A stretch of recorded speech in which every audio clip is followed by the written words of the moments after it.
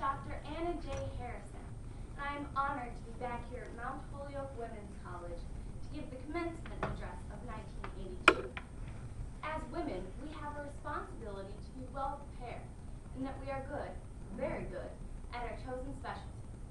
As you may know, I am a former professor of chemistry here at Mount Holyoke, and I would like to take this opportunity to tell you about some of the actions I took as a woman in the field of science. I hope it gives you some guidance as you look to create your own individual legacy. So a little about me.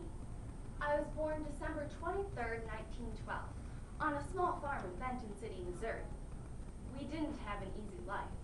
My father died when I was 7, leaving my mother to run the family farm and raise my brother and me. This is where I learned my independent spirit and really began to develop my individuality. In 1929, I attended Linwood College, and not long after, transferred to the University of Missouri. Semester after semester, the chairman of the department would explain to me that this was a very foolish thing for a girl to do. But in 1935, I graduated with a Bachelor of Arts, a Bachelor of Science, and a major in physical chemistry. Unfortunately, I graduated at the height of the Depression. Jobs were scarce for men coming out of college and almost non-existent for women. "We do not hire women," was a sentence with which I was all too familiar. No one was hiring chemists, particularly young chemists, and even more particularly young women chemists. So I went to teach at a one-room school in Audrain County, Missouri, the same school I attended as a child. After teaching there for 2 years, I returned to the University of Missouri, and in 1940 became Dr. Anna J. Harrison, earning my PhD in chemistry.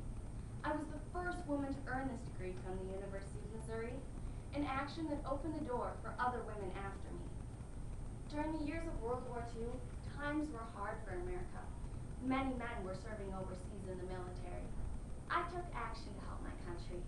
In 1942, I went to work for the National Defense Research Council, and in 1944, I was hired by the A.J. Greiner Company. We developed Army field kits to collect and detect toxic smoke on the battlefield. I was later honored with an award for the research I had done during World War II. In 1944, I was an assistant professor at Sophie Newcomb College. Miss Emma Carr, Department of Chemistry, Mount Holyoke College. Dear Miss Harrison, last evening, Lucy, Martha, Miss Stevenson, and Miss Cheryl sat around my study fire with me, and we are all enthusiastically agreed that Miss Harrison was the person for our department.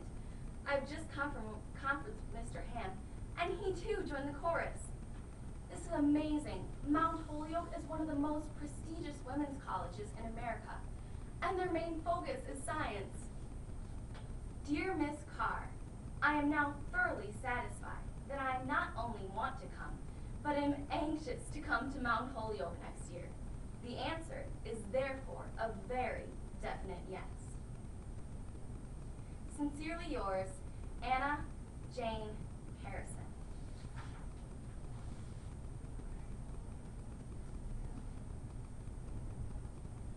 For the next 25 years, I concentrated on teaching and research. By 1950, I had risen to a full professor, and in 1960, I became chairman of the chemistry department. One of my main goals in life has been to provide information that legislators could use to make good decisions on issues concerning science, education, and technology.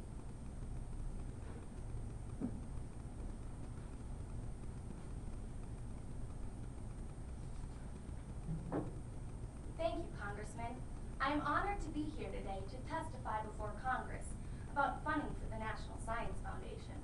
I understand that it is unusual for a woman to testify about science education in 1970, but the academic years are, of course, a unique period in the development of the individual.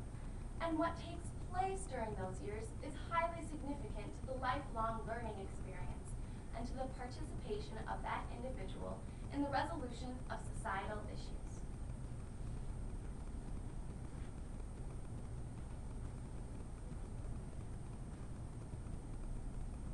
The House must have liked what I said, because they asked me to extend my testimony from the designated 10 minutes to a full hour.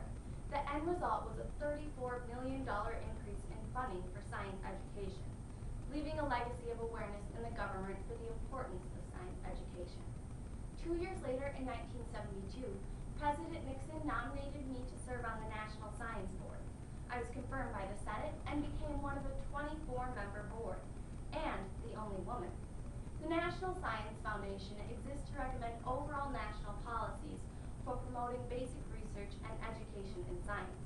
The board is the governing body of this foundation and policy advisor to the U.S. President and Congress. Thanks to the NSB, in the winter of 1974, I was iced, as some call it.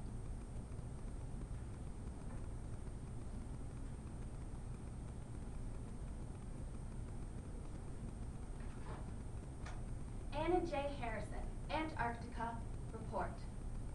I am here to evaluate whether the NSB should continue to provide funding for the research that is being done here. This research is on the physical and biological features of the continent, the atmosphere, the surrounding seas, and renewable resources in the Antarctic. I am convinced that this research is worthy of continuation. It will help generations to come. This trip has been absolutely magnificent. I am not the first woman to come here, but I am one of few. Even these clothes were designed for men, but I do not consider that to be the slightest problem.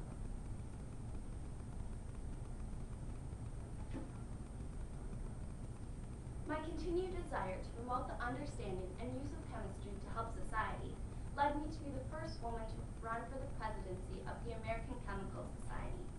This action was unlikely for a woman, as men did not see women in leadership roles. I had 2 unsuccessful attempts in 1974 and 1975, but in 1977, I won. I was not only the new ACS president, but I was the first woman to hold that position in the 101-year-old organization. One of my first comments on becoming the first woman president was, "I hope I will not be the last." I am certain this will be part of the legacy I will leave. There are many women today, more famous than I, making a path for others to follow, such as Gloria Steinem and Betty Friedan. I wholeheartedly applaud them. One can make goals to be first, or one can set out to succeed in what they have a passion for, and first might come. This is what happened to me. Whether it was being the first woman to earn a PhD in chemistry from the University of Missouri, serving on the National Science Board, studying in Antarctica, or becoming the first woman president of the ACS. All these things I did because my goal was to work hard at whatever I did, regardless of the obstacles. And in my quiet way, I opened the doors for other women after me. As you travel onward to the next phase of your life, remember that you have the power to liberate yourself from the mediocre. And as you do, you will stand out as an individual, make your mark in society, and gain your place in history. Every important decision that we make in life increases the accessibility to some events and decreases the accessibility to other events. Otherwise, it is not an important decision. Within yourself, everything that you have done and everything that you hope to do is in question. Thank you, and my best wishes to each and every one.